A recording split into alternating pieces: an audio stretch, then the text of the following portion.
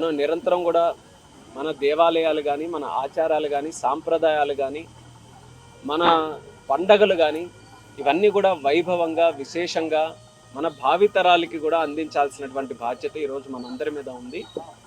దానికోసం రాష్ట్ర ప్రభుత్వం, కేంద్ర ప్రభుత్వం, ముఖ్యమంత్రి చంద్రబాబు నాయుడు గారు, ప్రధానమంత్రి నరేంద్ర మోదీ గారు, అలాగే మన డిప్యూటీ సీఎం గారు పవన్ కళ్యాణ్ గారు, వీళ్ళందరూ కూడా ఆధ్యాత్మిక కార్యక్రమాలు చాలా ప్రతిష్టాత్మకంగా తీసుకొని మళ్ళీ మన రాష్ట్రంలో ఒక ఆధ్యాత్మిక శక్తిని ముందుకు నడిపించడానికి ఎంతో కృషి చేస్తుంది. దానికి వాళ్ళ ముగ్గురికి కూడా నేను హృదయపూర్వకమైనటువంటి అభినందనలు తెలియజేస్తున్నాను.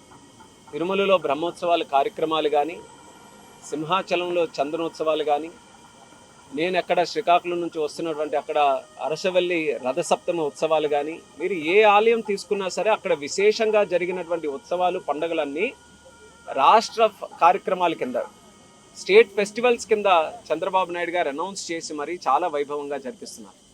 అంటే మన కల్చర్ని ప్రమోట్ చేసుకోవాల్సినటువంటి అవసరం ఉంది. దానికి ప్రభుత్వాలు కట్టుబడి ఉన్నాయి.